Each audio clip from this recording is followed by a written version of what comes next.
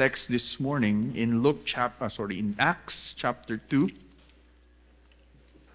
verses 22 to 36.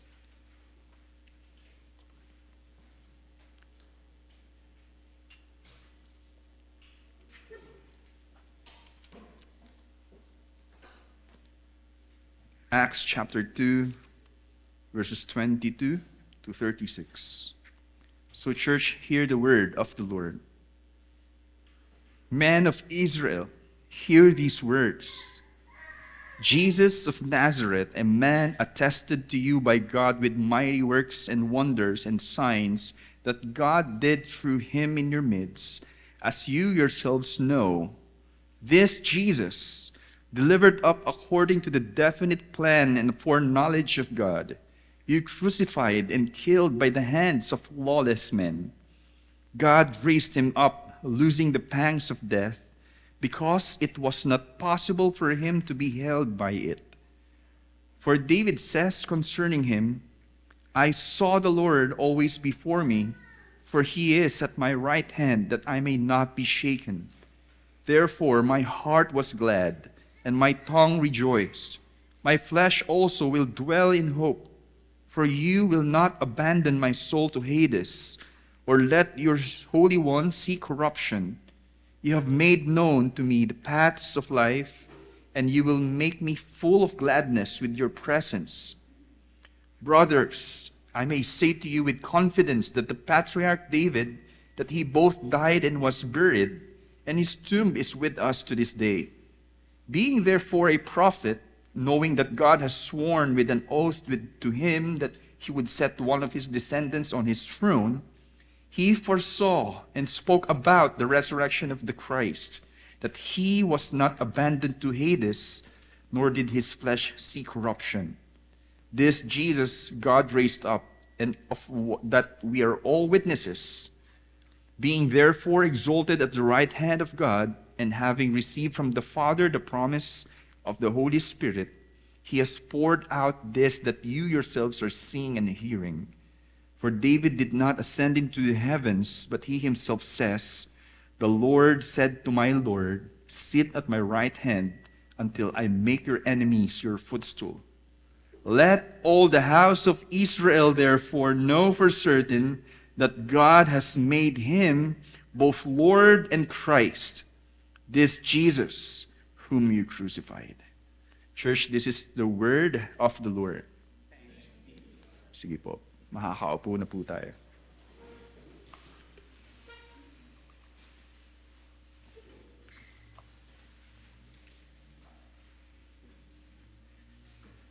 Ito po, no? So don't answer vocally.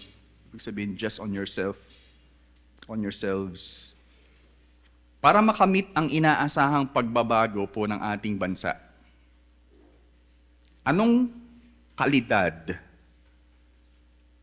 o anong klaseng pinuno ang inaasam mo dapat sa magiging pinuno? Kuha po ninyo. Para makamit ang inaasahang pagbabago ng ating bansa, anong kalidad ang inaasam mo sa dapat maging pinuno?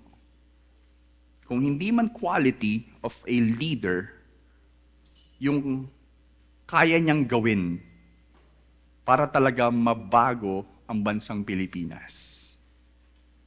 Anong pinuno ang iyong ninanais para maiahon ang ating bansa sa matagal na nitong ninanais na pagbabago gaya ng ibang bansa? Ako po, if I will dream for our country, a place of talaga pong masagana, na hindi na tayo nangungutang, na maraming bansa din ang napapagpala ng bansa natin because of what we are exporting, may maayos na economy, na maraming magandang opportunity na trabaho dito, the education is really thriving. Maraming mga tayong nare-raise up na estudyanteng magagaling at nakakatulong sa bansa natin. Natutugunan yung pangangailangan ng mahihirap. Para na akong kumakampanya nito. may maayos na transportation, whatever, na nangyari na sa Singapore, nangyari sa ibang bansa. No? And if you will dream for our country, and there is one person that can do this, that is really a heaven-sent leader, kumbaga. Para mangyari po yun. If even for 6 years, na masimulan po yun. Pero how about kung ang pagbabago ng buong mundo ang pag-uusapan? Anong klaseng pinuno ang dapat hirangin at maitanghal? Ang pamagat ng sermon natin sa umagang ito ay The Rightful King of Israel. The Rightful King of Israel. Base sa ating teksto.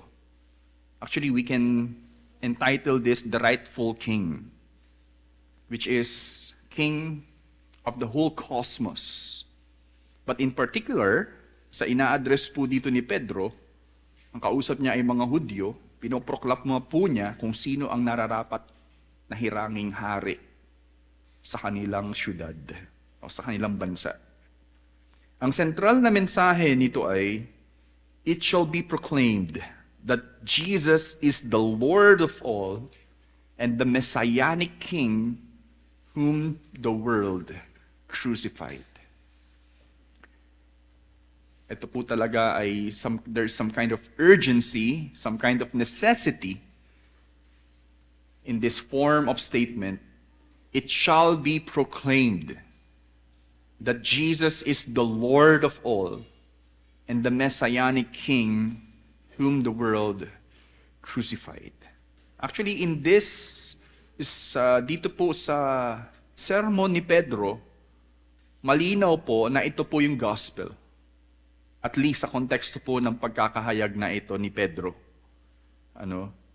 So, para po sa mga bata, you should know that Jesus is the King and the Lord of all. Okay, kids, I know that you're learning kasaysayan or whatever. Civica, ganyan. You know the president of our country, the government officials, but you ought to know that Jesus is the King and the Lord of all. Pinapahayag ito ng dalawang katotohanan sa teksto. So makikita po natin dito sa unang parte, let's say, in verses 22 to 23, it talks about behind the coming of God's kingdom. So Peter is continuously talking to the people who are wondering what's happening doon po sa Pentecost event na yun. And Peter already told them, this is the last days, the fulfillment of the prophecy of Joel. What's the reason behind this? So ito yung sinabi po niya sa umpisa. Pangalawa, the long stretch pertains to the exalted Messianic King. The behind the coming of God's kingdom is Jesus, and who was triumphant on the cross because he resurrected. He was exalted by the Father to be on the right hand of the Lord Almighty. So yung content na yon ang dapat marinig ng mga tao that will create a response for these people. Sa mga bata, simple as behind, at least in understanding the text, the word is behind, and in verses 24 to 36, exalted. So pag naisip niyo yung word na yan po yung pwede niyong matutunan dito sa mga text. So, first is behind the coming of God's kingdom. Dito po sa parteng ito, ng pagsasalita ni Pedro, nagkaroon po siya ng magandang transition. Okay, naitawid po niya, nagkaroon siya ng parang kung may bridge. Nagsimula siya sa response in serving what is, kumbaga, nabibuild up sa mga taong ito what is happening. Nasagot po niya, they are not drunk. This is in fulfillment of the prophecy of Joel, which is happening now. Yes. At nagawa po niyang matuon ang usapan sa napakahalagang proklamasyon na dapat marinig ng mga Hudyo roon, na hindi kaaya-aya para sa kanila, which is ang katotohanan ni Jesucristo. Okay, so they know very fresh na si Jesus ay namatay, was crucified by the Roman authorities. Bakit napako si Jesus? Because of them. At para pag-usapan yung subject patungkol kay Jesucristo, ayon sa kasulatan, parang gusto nila actually change topic because they're guilty of it. But Peter, at that moment, took the opportunity for them to hear the truth about Jesus Christ na dapat actually nilang marinig. I like this sermon, kumbaga. Ang proklamasyong ito ay hindi para maipagtanggol si Jesus, kundi para maibahagi ang mensaheng nagliligtas mula sa Diyos. The saving knowledge actually of Jesus Christ. Ito ang binabahagi rito. And we will notice that in this sermon of Peter, nangyari nga talaga ang demonstrasyon ng kapangyarihan ng banal na Espiritu. Di ba, sinasabi nga na ito na yung panahon na naipadala ang banal na Espiritu sa pagtungo ni Jesus sa kalangitan, at ang banal na Espiritu ay magpapamalas ng kanyang kapangyarihan. And this power is displayed in this sermon, because we will see it next week, yung response ng mga tao. Sabi sa verses 22 to 23, let's read. Men of Israel, hear these words. Jesus of Nazareth, a man attested to you by God with mighty works and wonders and signs that God did through him in your midst. As you yourselves know, do not deny it, kumbaga. This Jesus, delivered up according to the definite plan and foreknowledge of God, you crucified and killed by the hands of lawless men, the Roman authorities, the Gentile people. Kinumpronta ni Pedro ang mga Hudyo sa mga sandaling iyon sa katotohanan ni Jesus na labis nilang kilala. They are so aware of him to the point na gusto nga nilang mapatay dahil sila mismo ang nagdulot ng pagkamatay nito. Alam po natin na hindi maikakaila na sa kabila ng pagtanggi at tapat na hatol ni Pilato, di ba, dinribol niya yung desisyon bago hatulan na, o kaya isabihin yun talagang wala talaga siyang pagkakamali Pero yung mga tao, crucify him. Dinadaan sa people power ba yun? Parang nagsasalita sila, crucify him. And yes, Pilate was led to give the verdict na talagang si Jesus ay hatulan ng kamatayan sa krus. Ibig pong sabihin, alam nila ito, no? Pinwersa nila. Pinawalang sala nila ang kriminal na si Barnabas. Alam po natin dito, kahit klaro ang mga ebidensyang ito, ay nakarapat dapat siyang maparusahan. Even si Barnabas, na guilty of sedition yata, no? O pag-raise up, revolution, parang ganyan po. At may mga kriminal din po siyang mga kaso na ginawa. Sila pa yung pinawalang sala ng Israel, mga Israel na ito. Pinapatotoo lalo ng mga kamanghang-manghang ginawa ni Jesus na siya ang Mesiyas, na sugo mismo ng Diyos mula sa kalangitan. The wonders and signs undeniably is a work of God, not of the devil. Alam ng mga Hudyong naroroon na nauwi sa kamatayan si Jesus dahil sa kanila. Subalit, binigyang katotohanan rin ni Pedro na naaayon ito sa soberanong plano ng Diyos bilang kaparaanan para sa pangakong katubusan ng sangkatauhan. Bagamat, hindi po ito nangangahulugan na hindi sila responsable, hindi responsable ang mismong mga nagdulot nito.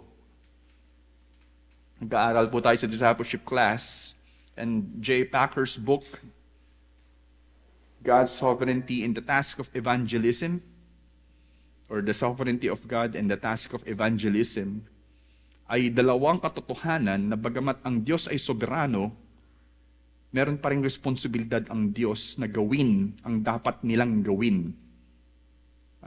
Pero ang Diyos ang siyang soberano sa lahat ng mga mangyayaring ito. Bagamat si Jesucristo ay itinalaga ng Diyos para magdusa at magsilbing kaparaanan para sa katubusan ng kasalanan ng sangkatauhan, guilty pa rin po ang mga tao na nagdulot ng kamatayan ni Jesus. In the sovereignty of God, gusto mong maging pasaway, kumbaga, gusto mong magpatuloy dyan, go ahead. But in His sovereignty, somehow gagamitin niya yung kamalian ng isang tao para mangyari yung maganda niyang plano. Ang mahirap dito kung ikaw o tayo ang gagamiting instrumento ng Diyos sa maganda niyang plano, gagamitin niya yung kasamaan natin. But what we need also to understand is, sa kabila ng katotohanan ito, ay nais ipahayag ni Pedro na sila ay mapapawalang sala pa rin sa pamamagitan mismo ni Jesus na kanilang pinako sa krus. Yes, you're guilty of killing the Son of God, the eternal Son of God, the exalted Messiah, but I want you to know, by implication in the end, He is what you need para kayo ay mapawalang sala. Ang punto ng parteng ito, kaugnay ng kaunawaan sa mga nangyayari sa kanilang paligid, ang punto po ng parteng ito, ay ang katotohanan na ang sinapit ni Jesus ang nagdulot ng mga nangyayari ngayon sa kanilang kalagitnaan. The reason why you are seeing such wonders again, kahit wala na si Jesus, na nakita niyong kayang magsalita ng mga Hudyong ito ng iba't ibang lengguwahe, na kayo mismo ang nakaka-verify na hindi kayang gawin ng mga Galileans ang mga yan. They are not drunk. The reason why there is this kind of wonders is because the Holy Spirit has come, which is effected, or sabihin natin, accomplished by the death of Jesus Christ. Dahil sa pagkapako ni Jesucristo, nagampanan ni Jesus ang tungkulin na nais ng Diyos para mapasa atin ang pagpapala ng Diyos. Part of that is the sending of the Holy Spirit. Yun po yung behind what's happening sa kanilang kalagitnaan. Sa madaling salita, si Jesus at ang kanyang katagumpayan sa krus ang nasa likod ng pagdating o pagkatatag ng kaharian ng Diyos. Ito ay mahalagang maunawaan kahit ng buong sangkatauhan. The point wherein naitatag na po, na i-launch the foundation, let's say, of the kingdom of God was laid because or through the death of Jesus Christ. Nagtagumpay po siya. Namatay po si Jesucristo sa krus, pero yun po ay katagumpayan na nagapi na yung curse of sin at meron ng solusyon para po talaga ang isang tao ay maligtas. Nangyari na po. And therefore, the kingdom of God was established or is established because of that sufficient work of Jesus on the cross. At marami po ang mapapanumbalik na talaga sa Diyos. At ang sino man naman ng palataya sa katotohanan ng Ebanghelyo ay patuloy na mangyayari yung plano ng Diyos ng panunumbalik sa Kanya. The reason behind what's happening even in our midst is because of what Jesus has accomplished on the cross. Ayan po. So that's one thing that these people ought to know and we ought to know concerning Jesus. Now second, the exalted Messianic King. Ito po yung mahabang stretch ng parting ito. So which is, ito po yung pinakapunto ni Pedro sa kanyang sermon. Sunod na sinabi, so now second, the exalted Messianic King. Sunod na sinabi ni Pedro sa verses 24 to 28, basahin po natin, God raised him up, loosing the pangs of death, because it was not possible for him to be held by it. For David says concerning him, I saw the Lord always before me, for he is at my right hand, and that I may not be shaken. Therefore my heart was glad, and my tongue rejoiced. My flesh also will dwell in hope, for you will not abandon my soul to Hades, or let your Holy One see corruption. For you have made known to me the paths of life. You will make me full of gladness with your presence. Yan. So, pinapagtibay ni Pedro mula rito ang katotohanan na si Jesus ay muling nabuhay kahit siya ay napako sa krus at namatay. And I want you to know, yun po yung mas nakakatakot. So gusto pong ipahayag ni Pedro dito, yes, you crucified him, pero hindi nyo siya natalo eh. Nabuhay siya. And the terrifying thought here is, kaya niya kayong balikan. Akala nyo nagtagumpay kayo at wala nang mangyayari. Hindi nyo ba alam na pwede kayong balikan ni Jesus? Which is, ito po yung kinatatakutan din ng mga Romano. Later on, makikita natin may isang tao na natakot din. Well, anyway, si Herod. Nung pinatay niya si Juan Bautista. At nung si Jesus ay nagpapamalas ng mga ibang klaseng kapangyarihan, siya ba si Juan Bautista na nabuhay muli? Actually, yung naiisip niya, kasi baka siya ay balikan ni Juan Bautista sa ginawa sa kanya. Ito pong stretch na ito ay patungkol muli na nakasentro sa resurrection ni Jesus Christ. Mismong ang Diyos Ama, sabi po rito, ang bumuhay kay Jesus dahil kahit ang kamatayan ay hindi siya kayang bihagin. Yun po yung una sinabi sa verse 24, God raised him up because it was not possible for him to be held by it. Mismong yung kinaroroonan ni Jesus na tinutukoy rito ay hindi kayang, kumbaga, i-handle si Jesus. No?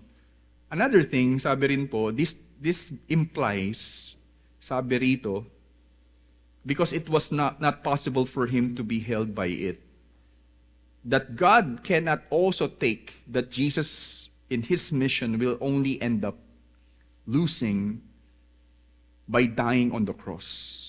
Ibig sabihin, gusto ng Diyos na magtagumpay talaga ang kanyang mission. That's why he will not let his soul see corruption. Let his soul be abandoned to Hades. Ang nais ng Diyos ay talagang mabuhay muli talaga si Jesus. Pero dito, pinahayag ni Pedro ang katotohanan ng sinabi ni David sa Psalm 16, 8-11. Kung saan, ang pinakasaysay nito ay ang inaasahan ng buong Israel na tunay na Haring Mesiyas. Okay po. Yun po yung naging trato ni Pedro sa Psalm 16. But if you will read purely, itong psalm na ito will apply to the psalmist na nagre-reflect concerning what will happen to him. That nagtitiwala siya sa Diyos. He has this kind of hope. But now, the treatment of Peter here is ang lumalabas sa kaunawaan na kung saan merong nabanggit ang Diyos kay David, which is a covenant or tipan that I will raise up an offspring mula sa inyong linya na kung saan sa iyong anak na ito magkakaroon ng kaharian na hindi magtatapos, that will never end. His kingdom will be established forever. Ibig pong sabihin na ang buong Israel that is actually in Samuel, no? Mamaya babanggitin po natin. Yan, nasa Samuel po.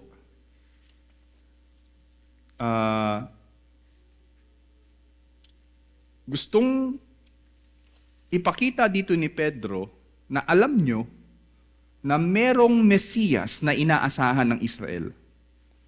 Alam ninyo na pagdating ni Jesucristo, tinitignan nyo siya na tila siya na tong pinapangako ng Diyos. Pero alam nyo bang hindi siya namatay? At alam nyo, at you should know na siya ay nabuhay muli. At ang sinasabi ni David dito sa psalm na ito ay patungkol doon sa Mesiyas na yon.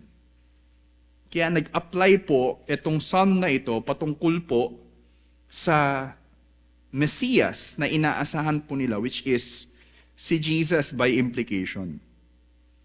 Ito po ang masasabi po nating at this point in time, the apostles are becoming the authority to interpret the Old Testament, especially like this psalm, with a Christological interpretation.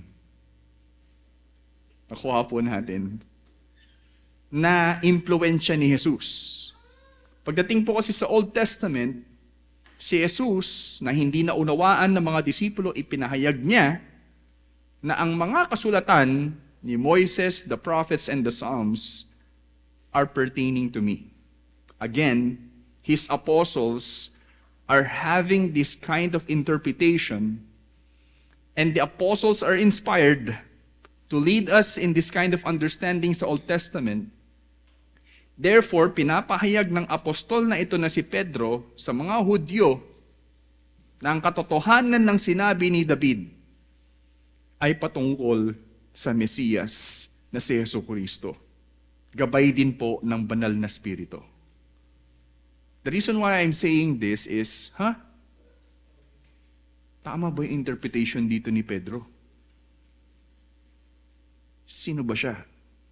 Well, he is an apostle. Well, he is led by the Holy Spirit. Well, he understands the scriptures. That's why we can trust how he is treating ito pong psalm na ito. Yun lang po yung gusto ko ding may bahagi rito. Pero, makikita din po natin yung paliwanag dito ni Pedro, no, in the next verses, 29 to 33. Now, he said, "Brothers, I may say to you with confidence about the patriarch David, that he both died and was buried, and his tomb is with us to this day." These Israel or the Jews are familiar na si David po talaga ay may kinalagyan. Actually, outside Jerusalem daw, po the walls of Jerusalem. Being therefore a prophet, and knowing that God had sworn with an oath to him, ito po yung sinasabi ko kanina, that he would set one of his descendants on his throne, he foresaw and spoke about the resurrection of the Christ, that he was not abandoned to Hades, ini-interpret na po niya, or did his flesh see corruption. This Jesus God raised up, And of that we are all witnesses. Being therefore exalted at the right hand of God, and having received from the Father the promise of the Holy Spirit, He has poured out this that you yourselves are seeing and hearing. Kuha po ninyo, si Pedro po ay ipinapaunawa sa kanila. Una, na si David na inaasa na kung saan hinirang ng Diyos, na kung saan sa kanyang linya maitatatag patuloy ang magandang kaharian ng Israel, at merong naging salita ang Diyos sa kanya, that one of his descendants on his throne will really establish the kingdom forever.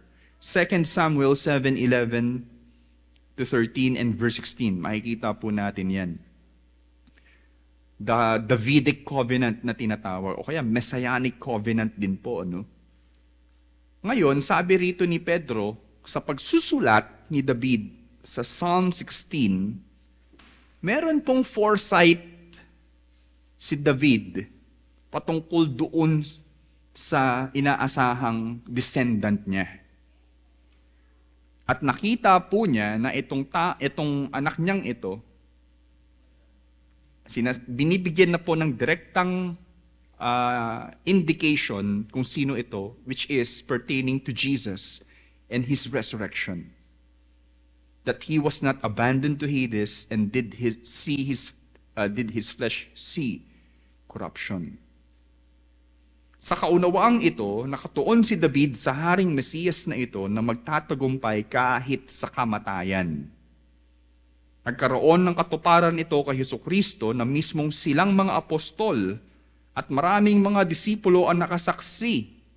At ang mga nagaganap sa mga sandaling iyon ay ang katuparan rin ng ipinangakong pagdating ng banal na Espiritu, dulot ng katagumpayan ni Jesus. Ang galing po actually na meron pong ang mga nangyayari ay nakabase sa mismong salita ng Diyos. Nakakilabot nga po in their part na alam nila yung haring Mesiyas eh. At nagkaroon ng meaning yung sinabi ni David patungkol kay Hesukristo. Si David, hindi siya yung talagang ihinirang ng Diyos na magtatayo ng kaharian ng Diyos magpakailanman, dahil siya nga po ay inilibing at hindi siya nabuhay muli. Another thing, hindi rin po siya, mamaya makikita natin dito, verse 34. Basahin na po natin, verse 34 to 36. For David did not ascend. Another thing, si David po ay hindi na-resurrect. Si David did not also ascend into the heavens. But he himself says, the Lord said to my Lord, sit at my right hand until I make your enemies your footstool. Let all the house of Israel therefore know for certain that God has made him both Lord and Christ, that this Jesus whom you crucified. Again, si David po ay hindi po nag-ascend into the heavens. By the way, sa konteksto po nila, meron pong kaisipan na ang mga naging emperor ay naging son of God. Literally, tinatato po silang Diyos. Yung Lord dito is may play of thought na it's either just Lord, Master, or Lord like Yahweh. Alam naman po natin that the name of Yahweh ay ayaw pong gamitin ng mga Hudyo. The name, ayaw sabihin. Baka daw po sila magkasala sa commandment na do not misuse. No? That's why they're using the word Adonai, which is Lord. So another thing in encountering the word Lord, it pertains to being God. Si David ay hindi po natrato ng ganun. Pero dito, sinasabi po ni Pedro ngayon, kinote po niya yung Psalm 110. Malinaw po na si David po rito ay nakita niya na naman yung mangyayari sa dulo. Nakatanaw siya. Sinabi niya, the Lord said to my Lord. Ibig pong sabihin, ang Diyos ay kausap ang aking Panginoon. Lumalabas po, God is talking to the Messiah in some kind of foresight ni David. Kaya po tinatrato po ni Pedrong propeta itong si David sa kanyang mga pagsusulat na ito. Nangungusap po yung psalm. Ayan, so malinaw na nakatanaw si David sa katagumpayan ng Haring Mesiyas dahil siya mismo ay umakyat sa langit, itong Haring Mesiyas na ito, para maitanghal at maupo sa kanang kamay ng Diyos, the right hand authority from the Father. Ang Lord sa una rito, sinabi ko na nga po, ay Diyos Ama na nagsasalita sa Panginoon ni David na Haring Mesiyas. Okay po, meron po tayong pwedeng pagbasihan rito, may extensive na study si Ben Witherington. If you want to read that, I can show you po, no? So, lumalabas po rito nang sinasabi ng Diyos Ama dun sa kanyang anak sa Mesiyas, sit at my right hand until I make your enemies your footstool. And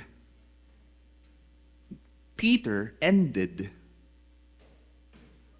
not merely a challenge, but a proclamation of the truth that you, Israel, ought to know that God Almighty has made the Lord Jesus, the Messiah, as the Lord in the sense of being like Yahweh, and the Messianic King that God has appointed to reign forever, whom you crucified.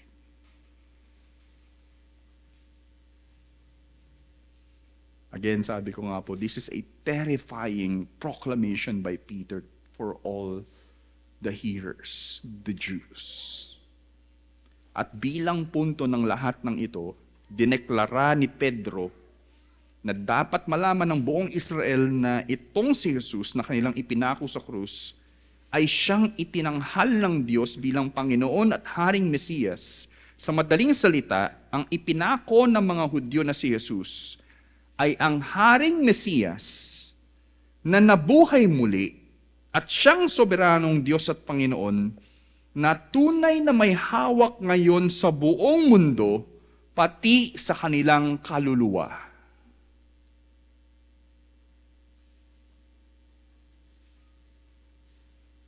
Jesus is the supreme ruler of all and the judge of all, who is also the one who has the authority over your soul, their souls.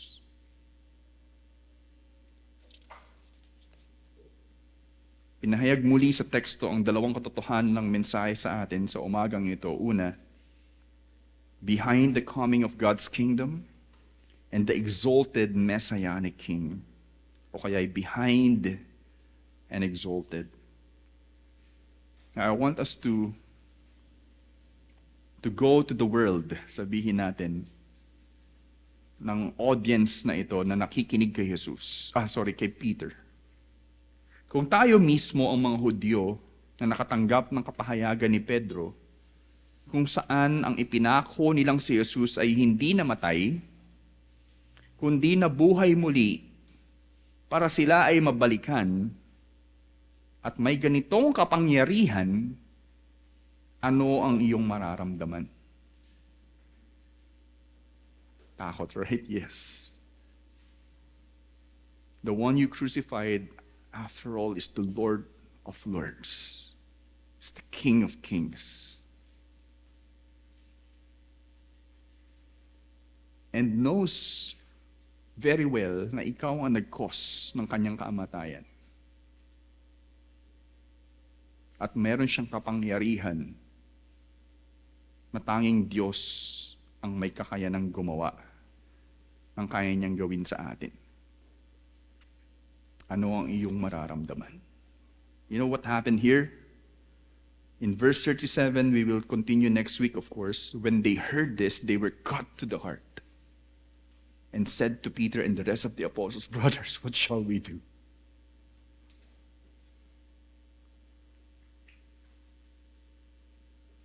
We are in the end. Kumbaga, nasa dulo na kami ng pit. We have nowhere else to go. We know what we will suffer how we will suffer in the end. What shall we do? Yun yung magandang sa totoo lang po sa preaching, kumbaga. That people will be troubled after all. Because of the truth that they heard. And they realize they need to do something.